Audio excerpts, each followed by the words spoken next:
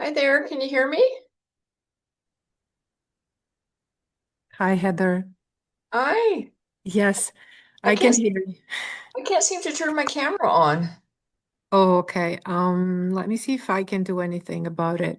Okay. I'm going to make you a co-host so that you can share first. Oh, okay.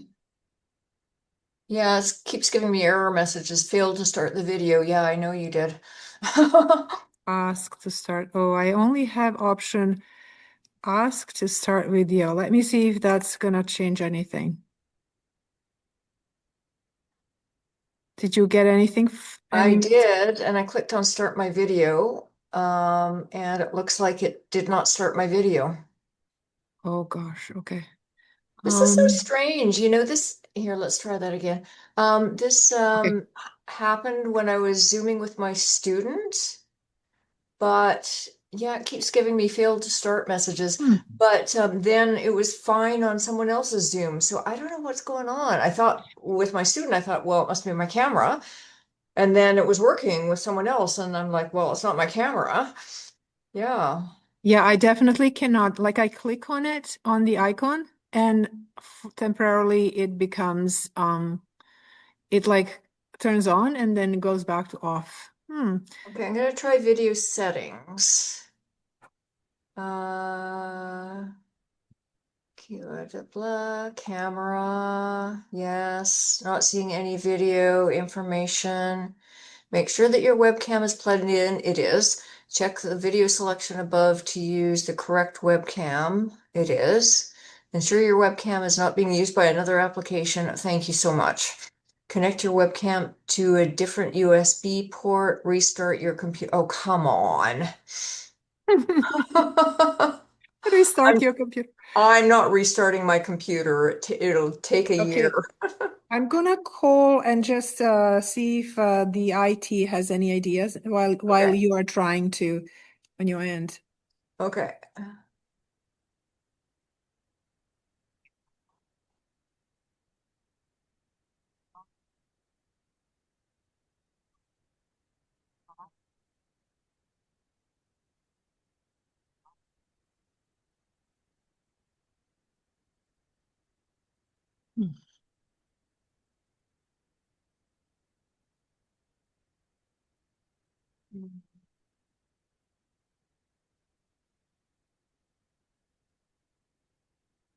Hi, my name is Mira. I'm calling from Life Sciences Center. We have an event, we have a seminar today, and the presenter is virtual, but she cannot turn on her video for some reason. And I wonder if you have any ideas.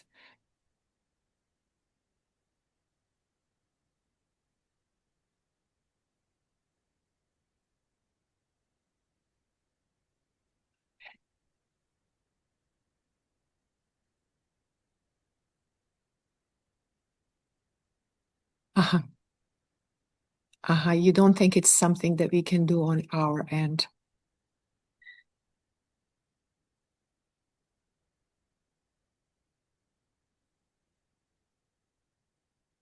Yes, you set it up for us. It's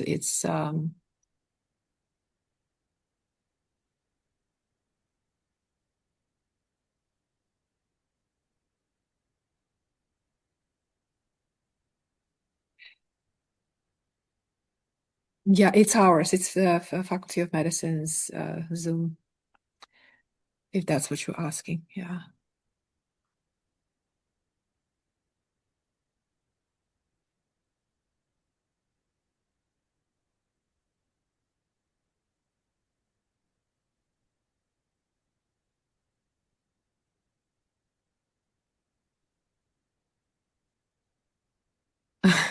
I don't know what she's doing. She's off site. She's in the hospital, and I'm not sure what at all what like if she's on a computer or a laptop or anything like that. I'm on a She desktop. just is trying to click on the video icon, and it's just not. Do you want to put him on hands-free, Mira, so we can three of us talk?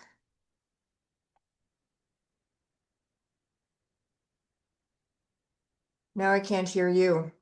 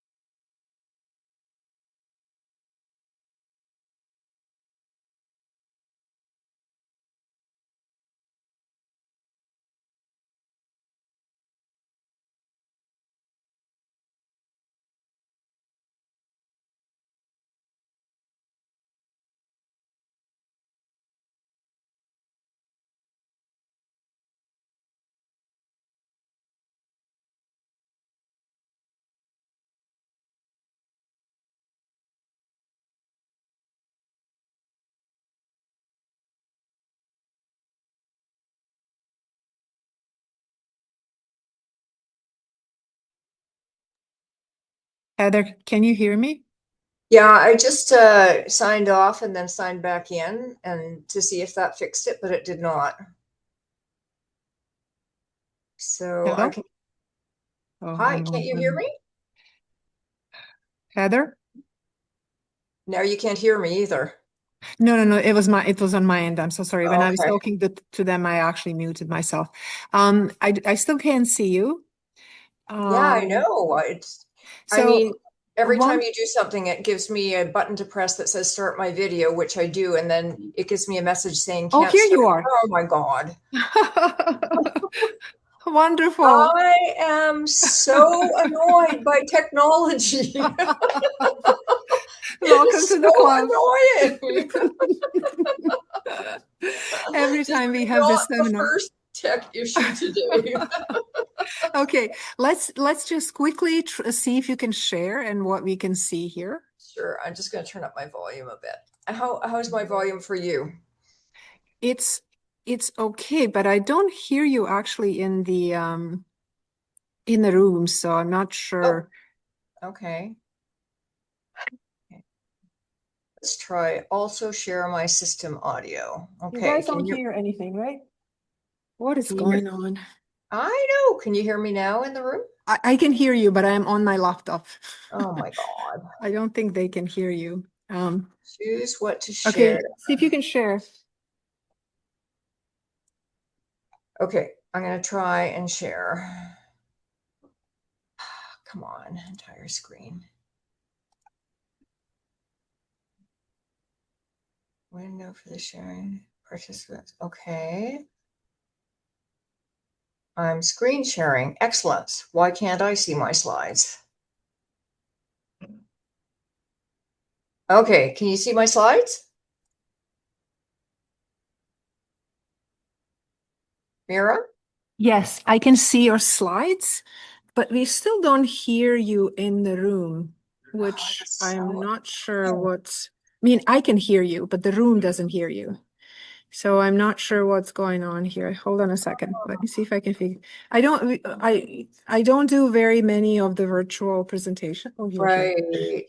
You know what? Hi there. Hello. We're having technical issues. Yeah, she's here. Everything is okay, but we don't hear her in the room, right? It's only my laptop. Oh yeah, yeah. Did you call the IT people? I already called them twice. We had issues with her video. Okay, Okay, I'm gonna look at the settings on my microphone. how is that possible that we don't hear her? Uh, Microphone. Okay, Okay, speakers. I'm just gonna go and check this panel that is on the table. Okay, Heather, so you won't see me or hear me. okay.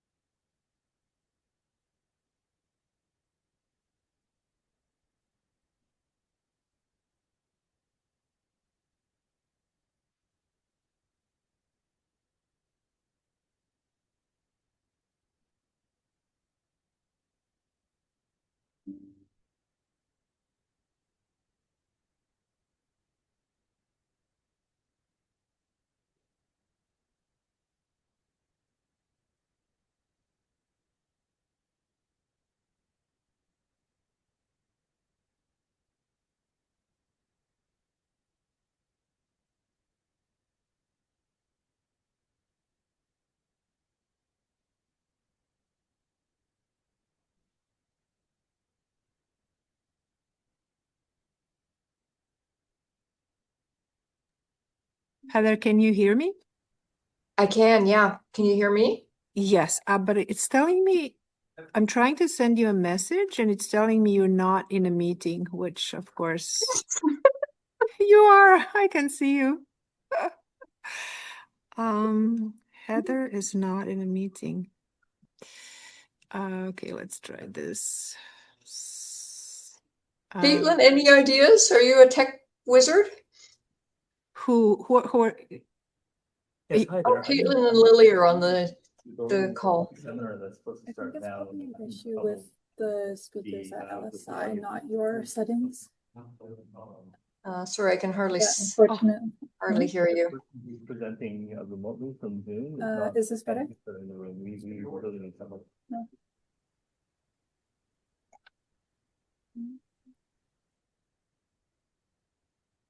But that we can somebody come and just maybe instruct this person as to what to do. We basically, what I'm saying is we need help. Great. Mira, do you think I should exit again and try coming in again? No. I think it's on this side, on this end that we need to Okay. do something Okay. because I can hear you on my laptop. It's just that the room cannot hear you. Yeah, I know. It's weird, eh? So that they will try going. Okay. I mean, Yeah, that it's coming through the laptop speaker, not the room. Here, do you mind if I just put you on speaker here? Great, thanks.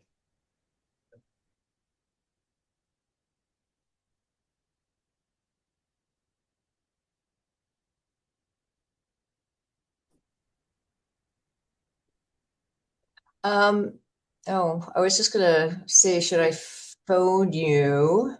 But that's not gonna be, even if you hands free it, it won't be loud enough for the audience, will it?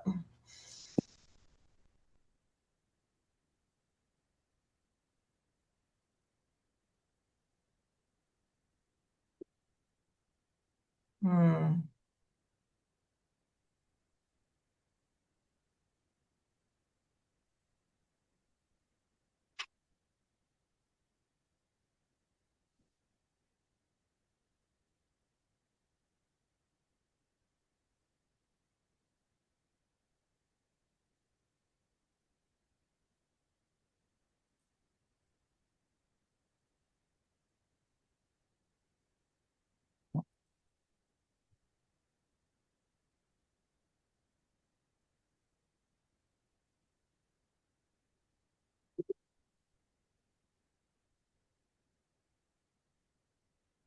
Hmm.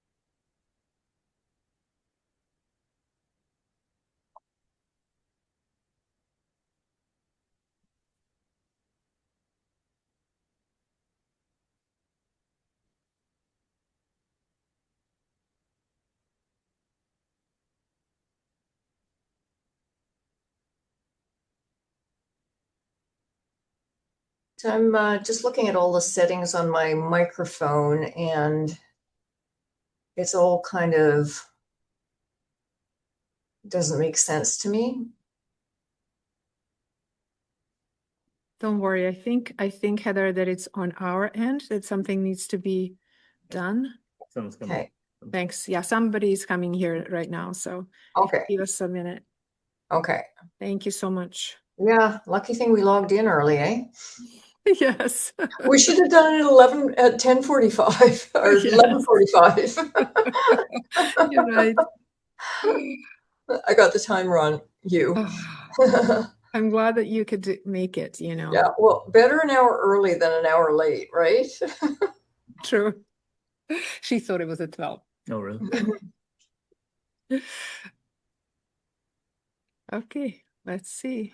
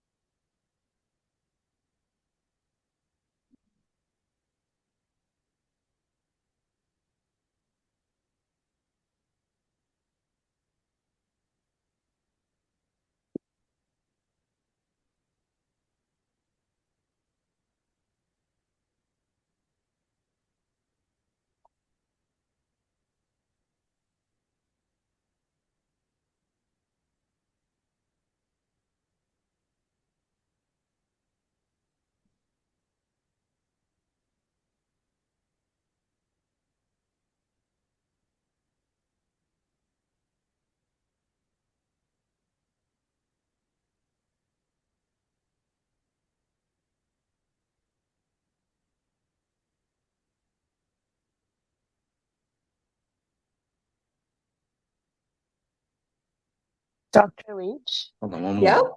it looks like you're still sharing your screen with your email. Okay. Yeah. Hi there. I'm Tijo Med IT. I'm going to try to help out here. So, what we're going to do is we're going to leave this call. The room's going to leave the call, and I'm going to rejoin it back to the Zoom Okay. call. Okay. Okay. Okay.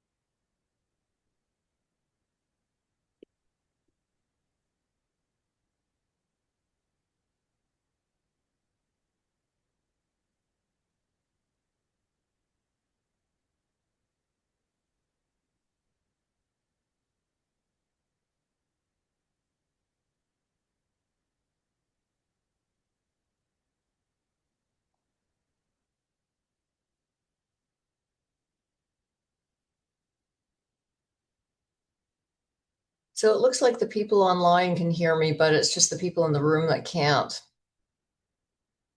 Yes, that's correct. Mm. Sorry about that. Hi, Ross. How are you? Hi, Ed.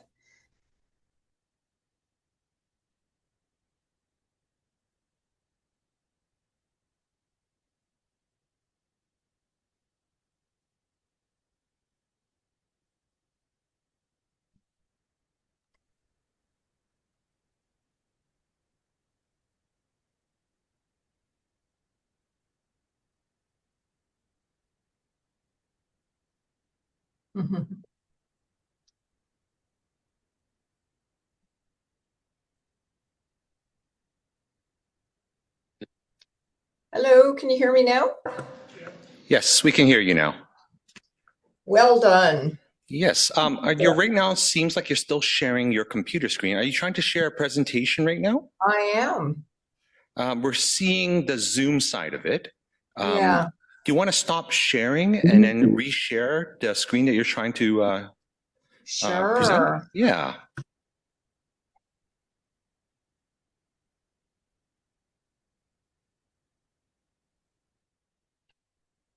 Okay. Okay, can you see my slides? Yes, we can see them. And yeah, all right, you are good to go.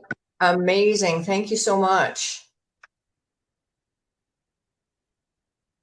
So Hugh, is it okay if I just go ahead or? Sure, I'll quickly introduce you. It won't Okay. take too long. So, hey, welcome everyone. It's I'd like to acknowledge that we are on the traditional, ancestral, and unceded territory of the Musqueam people. It's my pleasure to welcome Dr. Heather Leitch to our seminar series. Dr. Leitch is a clinician researcher at St. Paul's Hospital, a clinical professor at the UBC Department of Medicine, and a long-standing member of the CBR. Heather is also the director of hematology oncology research at St. Paul's, and her interests include adult myelodysplastic syndrome, which is what she'll be speaking about today. Heather, thank you very much for making this time. And I'm really glad we worked out this technical difficulty. Yeah, yeah, that was a bit stressful, wasn't it? Thank you for fixing it. And thanks for the introduction, Hugh. Nice to see all of you. So this is going to be a little bit of a two-part presentation. I am going to talk about the latest sort of updates in iron overload, but then I'm going to give you a very brief introduction to our project on our patients over the age of 80. So this is actually taken from an education session presented at the American Society of Hematology last December. The delay, is hopefully not going to matter because I didn't have very much time then. So that's what I based it on. So some of you will have heard some of this before, but it's as I said, it's the latest update. My disclosures. So iron overload and MDS, what this is going to cover is who, when, why, and how. In other words, which MDS patients are appropriate for iron overload management, an appropriate time to intervene, evidence for clinical benefit to iron overload management, and practical recommendations how to offload iron. The clinical benefits of iron overload management in hereditary anemias like thalassemia, including organ preservation and dramatically improved overall survival, are widely accepted. And I'm sure you've heard this from Jay and his lab.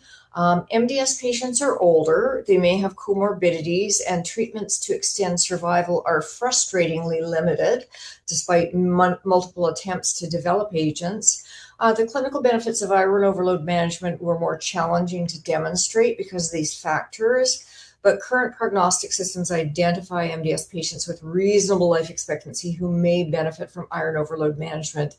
Half of MDS patients become red cell transfusion dependent and develop iron overload, and preclinical and clinical data indicate an adverse impact of iron overload on cellular and clinical endpoints and clinical benefit to iron overload management in MDS. So MDS are clonal hematopoietic stem cell disorders of ineffective hematopoiesis, which leads to cytopenias, limits survival, and increases risk of AML progression. That's acute myeloid leukemia. The current classification systems, one of the things that's difficult to understand about MDS is the classifications keep changing. The most recent are the 2022 World Health Organization classification and the International Consensus Criteria, and they're now working on sort of merging these to have one classification. Survival and AML risk are estimated by prognostic scores. The most recent ones are the International Prognostic Scoring System Revised and IPSS Molecular, so taking into account somatic mutations. Median age at MDS diagnosis in Canada is 76 years, and survival ranges widely. So we divide patients into lower and higher risk to determine treatment approach. The time from MDS diagnosis to red cell transfusion dependence in our lower risk patients is 6 months. This is Canadian MDS patients. Hemoglobin in transfused red cells contains lots of iron, and importantly, the body has no mechanism to excrete excess iron, so iron can be offloaded by either restoring effective erythropoiesis using MDS-directed treatments, which, as I said, we don't have enough of, or iron chelation therapy to bind iron, render it non-toxic, and in a form that the body can excrete. So in this presentation, I'm going to review iron overload development, describe measures of iron overload, severity, identify mechanisms of iron toxicity, identify patients appropriate for iron overload management, identify when to address. Absolutely. I'm watching a lecture. Sorry? Okay. Identify when to address iron overload, define clinical goals and numeric targets of iron overload reduction, recommend how to offload iron, and identify data gaps and future tools to minimize iron overload toxicity. So it was 2005, so over 20 years ago now, that Dr. Malcavati and his colleagues from Pavia, Italy, showed that their transfusion-dependent patients had worse overall survival to those who were transfusion independent. And they went on the left to show that overall survival in their lower risk MDS patients was associated with the number of units they needed every 4 weeks. So the top curve is 0, then 1, 2, 3, and 4 units per 4 weeks. And you can see a stepwise decrease in survival. On the right, from the European Leukemia Net MDS patient registry, they showed progression-free survival correlated with transfusion intensity. So no transfusions here, low transfusion dose, what they called dose or density. And so that's actually less than 1 unit per month. And then the higher density patients had worse survival. So why is this? Transfused iron accumulates in organs and leads to organ dysfunction, and we worry about the liver, the heart, the bone marrow, the endocrine organs, particularly in older adults, the pancreas. And tissue toxicity can occur after only about 20 units, possibly less in subtypes with pre-existing iron accumulation. For example, in subtypes of MDS with ring sideroblasts or the SF3B1 mutation, erythropoiesis in the bone marrow is expanded, and the erythroblasts secrete erythroferrone, which suppresses hepcidin, which increases ferroportin, which is the iron importing pathway through the GI tract, so more iron is absorbed through the GI tract. So these patients can be iron overloaded even in the absence of transfusions. So transferrin is the protein in the blood that transports ferric iron, and there's 2 of them per transferrin, and this keeps everything nice and non-reactive. This is taken up in a regulated manner into cells via the transferrin receptor, and is incorporated into iron sulfur clusters, enzymes, myoglobin, and hemoglobin, which is 60 to 70% of body iron, and stored as either ferritin or hemosiderin. At high transferrin saturation, non-transferrin bound iron is seen, which is ferrous iron bound to citrate. And this is taken up in an unregulated manner via cellular NTBI receptors, which expands the labile iron pool. Labile plasma iron, which is a subset of NTBI, is unbound Fe2+, which is redox active, and by Fenton chemistry, reactive oxygen species are formed. And interestingly, ROS do participate in physiologic cell signaling, but excess ROS causes oxidative damage to macromolecules, which I'll come back to a little later. So here you see the transfusions increasing the transferrin saturation. You get non-transferrin bound iron and labile plasma iron ROS, and this results in parenchymal damage. And this is the ineffective hematopoiesis pathway through erythroferrum that I mentioned. So labile plasma iron is not that difficult to measure. However, it's not measured routinely in clinical laboratories and certainly not standardized. So through the Canadian MDS Patient Registry, we looked to see if we could see an influence of transferrin saturation, because we measure that all the time. So this is preclinical data showing that a transferrin saturation over 80%, labile plasma iron is seen. This is how reactive oxygen species are formed. These are the reactions, which I'm not going to go through, but anything with a dot or a minus is a toxic species. There's different ROS that are formed, and they have different properties. For example, hydrogen peroxide is weakly oxidizing. It does participate in cellular signaling. It has a long half-life, and it's membrane permeable, so it can act at a distance from where it's produced. Others, like superoxide and hydroxyl radicals, are strongly acting. Some participate in cell signaling. They have a short half-life. They're not membrane permeable, so their effect is right local.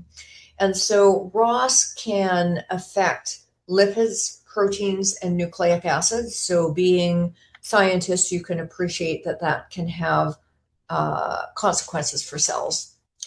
This is also from the European Leukemia Net MDS Registry. They looked at labile plasma iron. They found their patients with the best survival were transfusion independent and had undetectable LPI.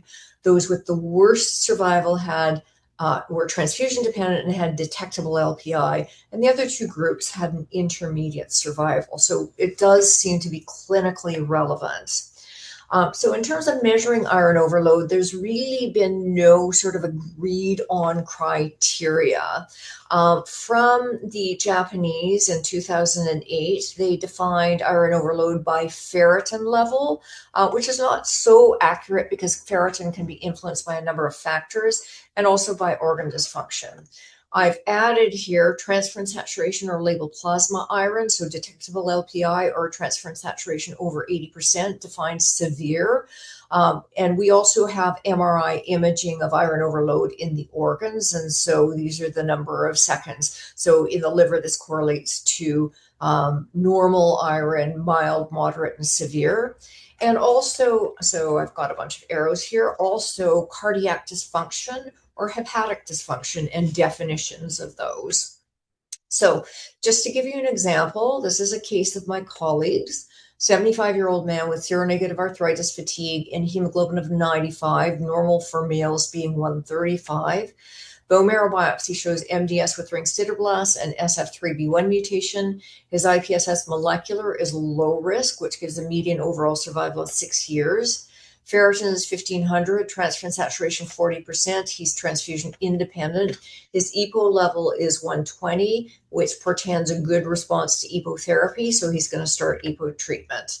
So if we look at him, I mean, his ferritin indicates moderate iron overload, but his transferrin saturation puts him into the mild category. And so he doesn't have organ dysfunction, so he's kind of mild to moderate. And since he's starting a disease, a hemoglobin improving therapy, we're not going to give him iron chelation therapy yet.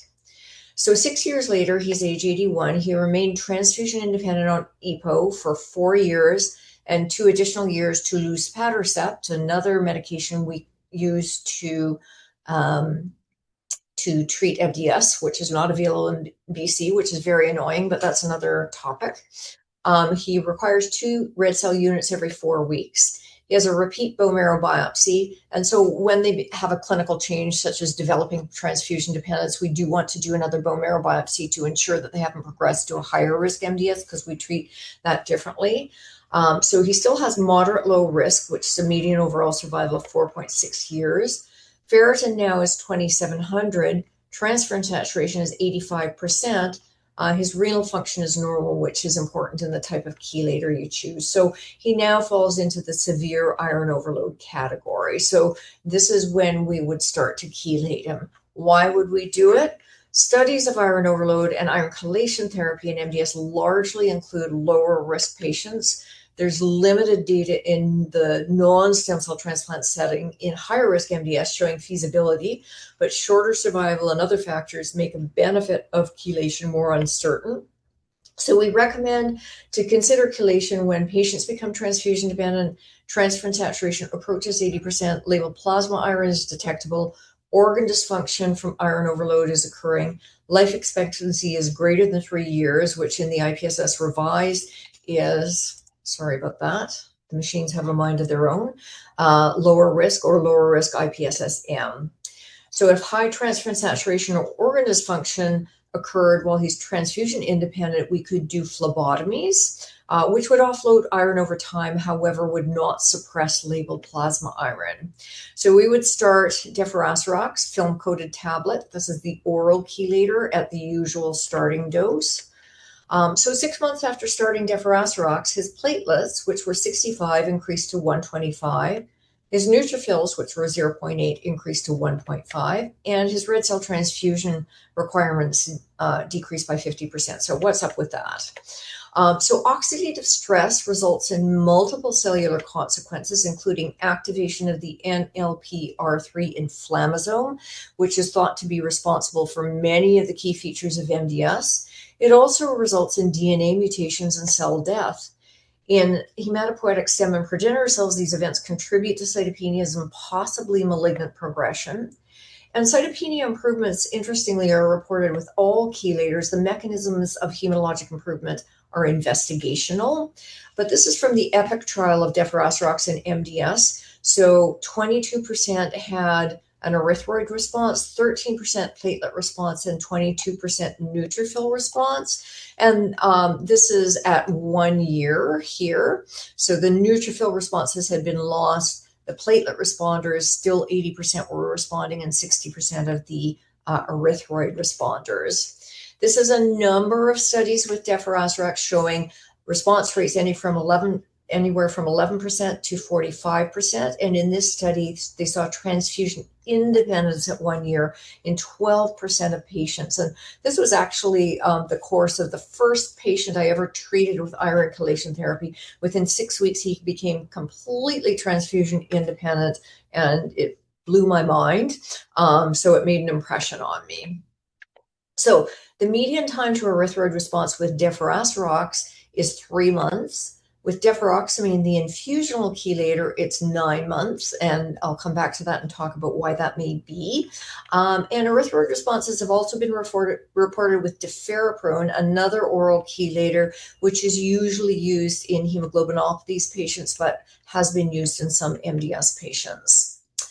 So we looked at survival in the MDS patient registry, the Canadian one, by transferrin saturation, and found that sure enough, patients with a transferrin saturation over 80% had inferior overall survival to those with a lower transferrin saturation, implying that labeled plasma iron which is associated with transferrin saturation over 80%, has a negative effect on these patients. This is our patients also from the registry receiving iron chelation therapy. They had superior survival to those who did not.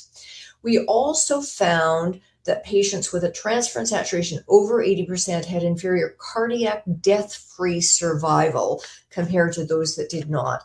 And this is from a CBR summer student project. We found that in our patients in Vancouver at St. Paul's receiving iron chelation therapy, the time to their first cardiac event was longer compared to those not receiving iron chelation therapy. So again, it seems to provide some protection from something. We think it's labeled plasma iron. So this is in the EPIC trial. And so, one of the criticisms of, how can iron chelation therapy be effective is it does take months to years to offload significant amounts of organ iron. So, how can chelation result in a clinical benefit within a few months? Well, from the EPIC trial, they saw that labeled plasma iron at baseline before they received their first dose was elevated. And even at baseline, after they received their first dose, it was decreased into the normal range. So this is like, maybe an hour later. So is that a fast enough effect to result in clinical benefit? And it stayed suppressed throughout the study. Cardiac disease is a leading cause of non-leukemic death in MDS patients. So the biggest slice of the pie is deaths from MDS and AML. And the next biggest slice is cardiac deaths. So cardiomyocytes are important, obviously. And so this is a contractility of cardiomyocytes in culture. This is with no iron loading in the top curve. Iron loaded, you can see it's very blunted. Given deferoxamine, which does not cross cell membranes easily, it remains blunted. Deferrapone, which is better at crossing membranes, it starts to improve, and deferoxarox has the best contractility. And so they were only incubated for 60 minutes with chelator. And so again, you guys are scientists, so you can appreciate that this is a nice orderly cardiomyocyte. And so you've got your nucleus, you've got your mitochondria, your Golgi, you've got nice myofibrils. This is from an iron overloaded thalassemia patient, and I think you can appreciate which you would prefer your cardiomyocytes to look like. So guidelines recommend chelation after 20 to 50 red cell units and ferritin 1,000 to 2,500. So lots of debate about what's important. The higher ferritin cutoffs are influenced by increased risk of eye and ear toxicity with deferoxamine, the infusional classical chelator at a ferritin less than 1,000. But patients commonly receive deferoxarox to a ferritin less than 1,000 without reports of this kind of toxicity.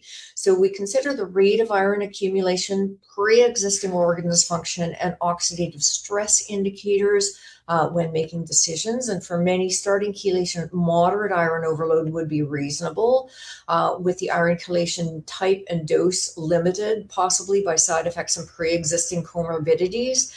For example, in older patients, there's a lot of renal insufficiency that occurs secondary to deferoxarox, which may limit its use. But since labeled plasma iron rapidly becomes undetectable with deferoxarox, achieving a ferritin of less than 1,000 or a normal transferrin saturation may not be required for clinical benefit. In addition, deferoxarox suppresses LPI for 24 hours, so it's dosed once daily, sometimes in split dosing for various reasons, and so that keeps the LPI suppressed around the clock. Some studies suggest any degree of iron chelation is beneficial, and so these are proposed response criteria. This is again based off of previously proposed criteria, but just sort of definitions of what constitutes stable disease, partial response, very good partial, complete response, and progression. So there are 3 approved chelators, as I said. There's 2 oral, deferoxarox and deferrapone, and 1 parenteral, deferoxamine. Deferoxamine has been used for decades and has a profound impact on clinical endpoints in hemoglobinopathies. But due to a short half-life, it requires lengthy parenteral infusions. And I'll come back to that because Jay's doing very interesting work with this. Deferoxamine, which is a once-daily oral agent, is our first choice of chelation where feasible. And dosing and monitoring side effect management are shown here. And I'm not going to belabor that because that's not important for you guys. But it is important for, hematologists and hematology trainees. So this is a second case. You can tell because he's got a mustache. He's 75 years old. He's got MDS with multilineage dysplasia with ring sideroblasts. He's IPSSM, low risk, median survival 6 years. He's received 35 red cell units at 3 units per month. Ferritin's 3,000. Transferrin saturation is 70%. He's short of breath on exertion. He has chest crackles. He has peripheral edema. His BNP, which is a measure of cardiac function, is elevated. And so this is severe iron overload. And EPO, then luspatercept, did not reverse his transfusion dependence, and his GFR is 20. So his renal function is compromised, and you can tell that he's got congestive heart failure because he's got peripheral edema. So going back to the proposed criteria for severity, he fulfills all of them. Ferritin over 2,500. Transferrin saturation is not yet 80%, but he does have cardiac dysfunction. That's in the fine print here. So we would recommend, because iron overload may be contributing to cardiac morbidity, transfusion requirements are high, MDS-directed treatment options are limited. Do a baseline MRI to look for organ iron, document cardiac iron, don't delay initiation of iron chelation, do an echo and refer to cardio oncology.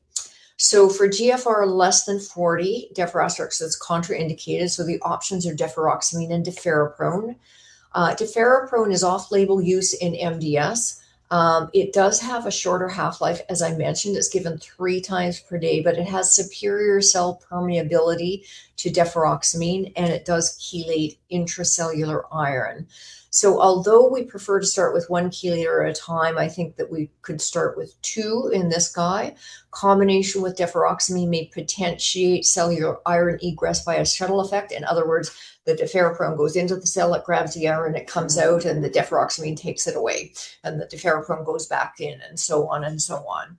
It also would help to suppress labeled plasma iron 24 hours during the day with deferiprone, during the night with deferoxamine. So single agent deferoxamine by continuous parenteral infusion, we can use 24-hour infusions, reduces cardiac iron slowly. And deferiprone is not approved in MDS given its potential for agranulocytosis, which occurs in 1.5% of patients. In 115 MDS registry patients, agranulocytosis incidence was not significantly increased. People worry about this in MDS because you already have neutropenia, but it seemed to not be at a higher level compared to thalassemia patients. In thalassemia, deferiprone is superior at reducing myocardial iron and improving left ventricular ejection fraction. Deferoxamine is also effective. With short-acting deferiprone, non-transferrin bound iron rebound at night, so combining with deferoxamine overnight suppresses labeled plasma iron. As I said, we do need to do baseline eye tests and ear tests and repeat them often enough to ensure stability because of the incidence of toxicity. And with deferoxamine, we have to stop infusions during infections because deferoxamine binds iron in a way that's accessible to microorganisms, which can use it for growth and cell division. This is not the case with deferoxamine or deferiprone. And for GFR less than 50, we need to dose adjust. So this is the same guy on deferiprone, 1,500 milligrams 3 times daily. His ferritin decreases to 900. His crackles and edema resolve. You see that the edema is gone, and his BNP and left ventricular ejection fraction normalized. So he's now mild iron overload or very good partial response. And I have to say that not all patients who receive iron chelation have such a spectacular response. So if deferoxamine were used in combination, it should be stopped at a ferritin less than 1,000 and deferiprone dose reduced. Later, the ferritin is 450, which is negligible iron overload or a complete response, and deferiprone is held. And there's the severity criteria and the response criteria. With deferoxamine, we dose reduce at ferritin less than 1,500 and interrupt at less than 1,000. Deferasrox and deferriprone, we dose reduce at less than 1,000 and stop at less than 500. And criteria are modified case by case where significant, excuse me, hematologic improvement with iron chelation is achieved.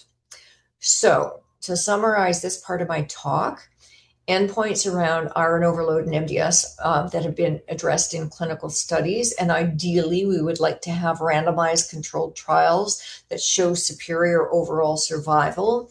The randomized controlled trial of deferasrox had to be reduced. The study population was reduced by 2/3 because people like me who believe in the importance of iron didn't want to randomize their patients to placebo, and people who did not believe in the importance of iron didn't want to randomize their patients at all. So what we have, overall survival, retrospective analyses, and a matched pair analysis from the Canadian MDS Registry. The first one was actually done as a summer student project with our patients at St. Paul's, and it's something that's kind of gone viral and kept me busy ever since. That was in 2006. Leukemia-free survival, retrospective, progression-free survival, retrospective, event-free survival was shown to be superior in the randomized controlled trial. Cardiac endpoints, hepatic endpoints, infections, and hematologic improvement have all been shown in retrospective studies to be superior in patients receiving iron chelation therapy. So iron and resulting oxidative stress affect macromolecular and cellular function. And although data from randomized controlled trials are limited, excess iron associates with inferior clinical outcomes and its reduction with superior outcomes. And so I think a deeper understanding of iron physiology may benefit transfusion-dependent MDS patients. This is from a recent review article that sort of gives a flow diagram of when to start and stop different chelators, when to use phlebotomy, and so on. And so current chelators have administration challenges. All the hematologists that treat MDS know that. Further MDS-directed treatments to reduce red cell transfusion requirements are needed. We all know that too. We really haven't had much success in moving this forward over the last 20 years. There have been sort of small incremental gains, and I think in future that people are really going to start looking more at which mutations are present and doing mutation-directed therapies, and maybe we'll have more success with that. Chelators with convenient dosing and reduced toxicity are needed. And so these are some of the sort of future clarification issues, which I'm going to touch on a couple. So L-trombopag, which is a thrombopoiesis stimulating agent. Newer formulations, which is Jay's work, an iron overload mouse model, and calcium channel blockers. So L-trombopag is not approved as a chelator. It's approved as a platelet elevating agent. So its use as a chelator is off-label.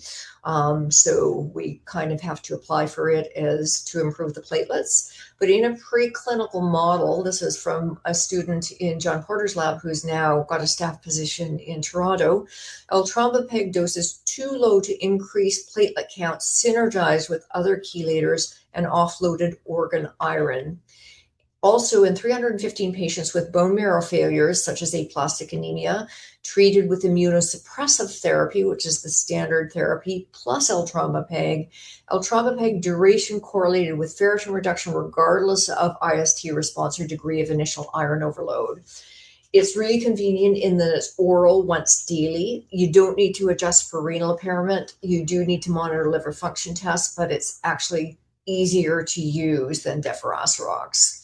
This is Jay's work. So this is classical deferoxamine. The half-life is 5 to 20 minutes, but he has bound it to these HPGs and made it a higher molecular weight polymeric long circulating chelator. And so in an animal model, rather than having to do a continuous infusion, they actually did sub-Q injections twice per week. So how convenient would that be? And so it's just an injection, a bolus injection rather than a continuous infusion. So also had reduced toxicity, which is also good. We do need a pharma to develop this for it to be come into clinical use. And I do have an idea about that. I don't know if Jay's in the audience, but maybe we can talk about that at Research Day. And they're also working on organ-targeted chelators as well. There's also a new oral iron chelator in development. We're opening that clinical trial very soon. We have the site initiation visit, I believe, next week. This is from a commentary I wrote on a really nice mouse model of MDS by Francesca Vinci and her group. She was at the New York Blood Center, just recently moved to Atlanta. So they developed an MDS mouse model, introduced a ferroportin mutation. So ferroportin is the protein in the GI tract that allows iron to enter the enterocytes. And so this led to iron overload, which they showed increased ROS with all the, things that can involve ROS. And it also decreased erythropoiesis, decreased survival, decreased leukemia-free survival, caused the stem cells to exit from the quiescent state, causing cell death, and so on. So they used the ferroportin inhibitor vimifeport and showed that it actually blocked all of these effects. So it was a really nice demonstration. Of course, mice are not humans, but it's really the first kind of demonstration that, yes, this actually is happening, and what we've been talking about is not our imagination. Cardiomyocytes. So as I mentioned, so transferrin-bound iron enters the cells in a regulated manner, is released in the endosomes, and then joins the labile iron pool. And from here, it can create ROS, reactive oxygen species, which can oxidize lipids, proteins, and nucleic acids. And so lipids in the nucleus, nucleic acids in the nucleus. Very important, mitochondria, not only the lipids, but also the mitochondrial DNA, which of course do not have histones to protect them. Important proteins, myofibrils, and you saw that picture of the iron-loaded cardiomyocyte. So this could lead to an increased incidence of clinical cardiac events in MDS. So non-transferrin bound iron, as I told you, can enter cardiomyocytes and other cells through these NTBI receptors in an unregulated manner. So it would vastly expand the labile iron pool, etc. So one of these is called ZIP14, also in, SLC 39A14. And calcium channel blockers were shown to inhibit NTBI uptake via ZIP14 into cardiomyocytes in culture. This, I think, at ASH 2021, time flies. And so you can see with amlodipine, that dose-dependent inhibition of iron uptake. This is Carissa Chan's project from last year, in which she showed that our patients who had a transferrin saturation over 80%, who were taking calcium channel blockers for other reasons, had no post-transfusion cardiac events, compared to 43% of the ones taking beta blockers, which have very well-known cardioprotective effect, and 27% taking neither. So no transfusion post-transfusion cardiac events. We thought that was kind of remarkable. She went on to show that this portended longer time to first transfusion cardiac event, which was statistically significant despite small numbers of patients. And this is currently being verified in larger numbers from the Canadian MDS patient registry. So other cardiomyocytes express ZIP14. Other cells that express it are macrophages, adipocytes, which are cells of the bone marrow microenvironment, hepatocytes, pancreatic insulin-producing beta cells, and all of these are cells of concern in iron overload. As I said, it's undergoing verification. So the ASH session was entitled Biology-Based Approach to Iron Overload Management, or something to that effect, which I love the title, biology-based. The chair of the session was Thomas Coates from LA, who's a hemoglobinopathies expert. And his little formula is iron toxicity is related to exposure of the tissues to reactive iron over time. So I love this formula. I'm going to show it every chance I get. We, a few years ago, did develop an online algorithm for talking about the evidence for iron overload and iron chelation therapy in MDS. It's called the MDS Iron Road. If you want to look it up, you can even look it up in French, and you can just put MDS Iron Overload, MDS Iron Road into your browser, and it will come up. And the supervisors in the audience will recognize that the term Iron Road came from the Gordon Lightfoot song, Canadian Railroad Trilogy. They looked in the future, and what did they see? They saw an iron road running from the sea to the sea. My residents don't know who Gordon Lightfoot is, so I think they probably don't have parents. So that's acknowledgements for this part of the talk. I am going to keep going because I can't see you, so I can't see if you have any questions until I end my slides. And so I will be happy to take questions at the end if I haven't gone over time. So what Wendy is working on this year is looking at the role of age and frailty in treating patients with blood cancers. And so geriatric hematology patients, we actually see a lot of these at St. Paul's. They're a substantial population. It'd be really helpful, I think, to have more quantitative assessment of clinical frailty to guide management. The BC cancer protocols, are very helpful, but for very important reasons, the treatment is based on protocols, which are based on clinical trials. And clinical trials tend to enroll 50 and 60-year-olds with good performance status. So BC Cancer mostly sees patients who are well enough to go to their outpatient appointment, and the patients that fall apart waiting for their BC Cancer appointment end up with us on the wards. So there's very little published information on how to dose adjust for frail elderly patients and what scores to even use to assess them in which disorders. The frailty scores can vary from malignancy to malignancy. At the European Hematology Association meeting in 2015, there were 2 sessions on age and frailty in malignant hematology, which I think shows that they recognize it's important. And despite the lack of information, the fact that there are sessions and they also have a working group indicates that more information is needed. There's a working group also on geriatric hematology at the American Society of Hematology. So just to give examples, so CHOP-R is a very frequently used chemotherapy regimen to treat B-cell lymphomas. The trial was billed as in elderly patients, and what that meant was the median age of the patients was 67. Getting back to my area of interest, the phase 3 trial of the iron chelator deferastrox in MDS had a mean patient age of 66, whereas the median age of onset of MDS in Canada is 76, and that then takes time to develop transfusion dependence and more time to develop iron overload. So, this does not really apply to 80-year-olds. So we do want to start a geriatric hematology clinic. And I've had meetings with Dr. Heather Gilly, who's the geriatrics division head at St. Paul's, about instituting a clinic. This would involve hematology, geriatrics, geriatric physiotherapy, social work, and in future, we could apply for funding for a pharmacist, which I think that there would be a lot of interest in supporting that since this is such a population for St. Paul's. It's also an opportunity to collect data and to train the fellows in an approach to frail elderly patients, because when we're starting out in practice, we don't know. All we know is the protocols, so you kind of have to develop a spider sense. So St. Paul's Hospital, as you probably know, is moving to the new site in February 2027. There's a moratorium on new clinics until then.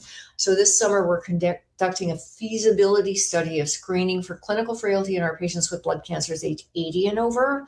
And stay tuned for more from Wendy. She's actually, although it's relatively small numbers of patients we can enroll in a short time frame, she's getting some very interesting results.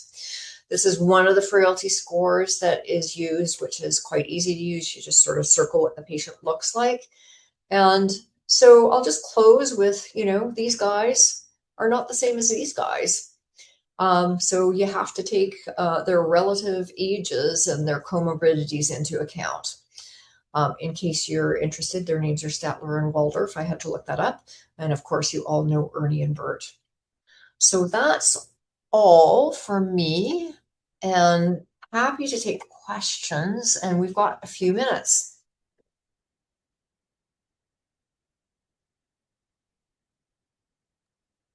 Hi, Heather. Thank you very much for the the presentation. What about high-risk MDS patients or Yeah. CMML patients? Yeah, so at the time we did our initial study, we kind of lumped in the CMML with the MDS. So I'd said say for lower risk MDS, lower risk CMML, yes. For high risk MDS, there is limited data. A couple of groups have shown that it's safe. And it can be used in conjunction with azacitidine without additional toxicity. And one of the patients with higher risk who received iron chelation therapy alone actually had a hematologic response. So I think that there is definitely room for exploration. The practical issue is in British Columbia, as you know, you have to fill out these tick boxes on the pharmacare application, and one of the tick boxes is lower risk MDS. So the practical issue is we can't really get it for our higher risk patients.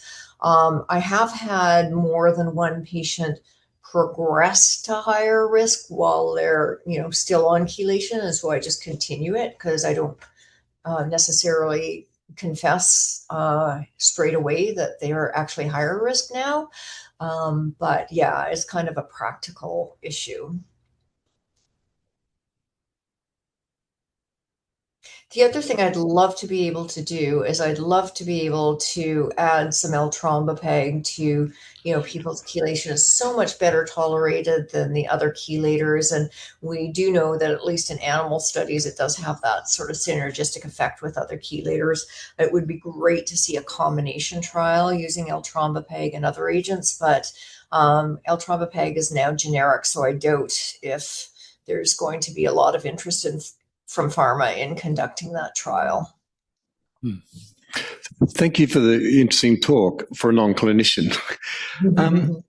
Deferasirox, that's the one that was orally available, I think, that you said, and you were very up on that. You liked that chelator very much for a variety of reasons and for improvement of hematological parameters. Why wouldn't you use it almost prophylactically on mild MDS patients or stable ones in order to prevent more AML rather than for the iron overload effects later on? Even low dose. Yeah. Totally agree with you. Would love to do that. It really has to do with the way, the pharmacare criteria are. But I do think that we do need studies of, initiating iron chelation therapy earlier than we usually do. I think the other, part of that is that, if you wait till they're transfusion dependent and you wait till their iron overload is significant, then you're just trying to play catch up in patients in whom your dose of iron chelator is limited. So I definitely think it's a direction we could go in future. But unfortunately, I don't think we're there yet. Are there any negative side effects? Is there any downside for doing low dose or intermittent dosing for stable patients as a prophylactic almost? Absolutely. Absolutely. I don't think there's a downside. It's a matter of access. Okay. Yeah, pharmacare is a wall. Having said that, we'll see how things go. As Irma knows, and probably some other people on this chat, luspatercept has not been funded by pharmacare. In BC, we're the only province in Canada that doesn't have access to it. After a patient I share with, Anna Hayden, made some noise on the news about this, they are suddenly re-reviewing it when they just basically ignored us for the last 2 years. So we'll see over the next few weeks whether they actually come through with support for this medication or not. If they do, they may find me nagging them about more things than luspatercept. So, and I think that one of the issues is we just need more medications in MDS to reduce transfusion dependence and to also keep patients more stable. And not only through the iron pathway, but through whatever else is going on with the MDS cells. it's been a little bit of a therapeutic wasteland over the last few years in lower risk MDS, and higher risk MDS is even worse. Well, is it that expensive? I mean, is it cheaper than Ozempic? I don't know what Ozempic costs, but it's a significant cost. Most of these patients are, 80 years old, they're retired, they don't have third-party coverage, so they do rely on public support, and it is expensive. Yeah, but good questions. So I'm going to invite you to talk to PharmaCare with me. Heather, question: is it known why DFP causes agranulocytosis? I don't. That's a good question. So I don't think it's well understood. If it is, I don't know. So I can't really answer that question. But that is something to explore for sure. I love having these conversations with, basic scientists, because you ask such sensible questions, and it's, because you're thinking about the biology of the cells rather than, the cost of the medication or whatever. Yeah, Lily? Since there is evidence from the Canadian MDS registry that DFP does not significantly increase agranulocytosis, is there any interest in the industry of investigating the combination of DFP with DFO? Because I remember you mentioned that it provides like a shuttle effect for excreting iron from the cell in the body. Yeah, so another good question. So it is off-label use, so it's not approved by Health Canada as an iron chelator. Having said that, I have used it in a few patients. The evidence is actually from a US Medicare registry, not a Canadian registry, but it raises an interesting question. I will ask my colleague in Toronto who has the database, how many patients we have, how many MDS patients we have that have been treated with deferiprone. I think, the other aspect of that is, the patients read about the side effects and they get nervous about not having any neutrophils as well. So there's that too. But they certainly do prefer taking an oral medication to a continuous infusion. So again, I don't know if Jay's in the audience. Hopefully he'll be there at Research Day so we can discuss development of his chelator too. Lily?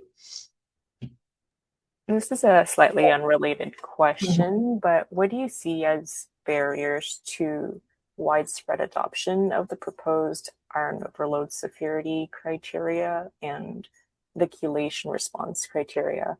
Yeah, I think it's just really a matter of time and education. So, in the Western world, there's a bit of a disconnect in most places between hematologists that, take care of patients with so-called benign disorders, and hematologists that take care of patients with malignant disorders.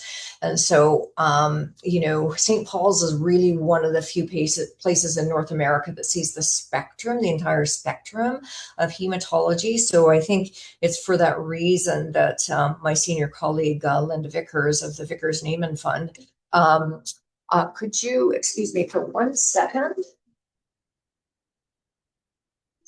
Hi there, can you hold for 1 minute? Okay, what was I saying? So it's really for that reason that we were able to actually do this study, that Linda Vickers had the wisdom to apply the lessons she learned from benign hematology to malignant hematology. So when I came through hematology fellowship, my interest being in malignant hematology, I heard not one word about iron overload. And it's my generation of hematologists who are training the next generation of hematologists. So I really just think it's a matter of getting the word out there. So I think most hematologists now, at least in British Columbia, are comfortable with using, sort of the deferasirox because they're more familiar with that now. But when they get into sort of difficulties in terms of getting good control of the iron overload, they send the patient to me. Yeah. So thank you everyone for your attention. As you can tell, I have another meeting now. Lily, maybe we can take your question offline when we meet. And I'm happy to take questions by email and also at Research Day as well. Heather, thank you very much. You're very welcome. Thanks for your attention.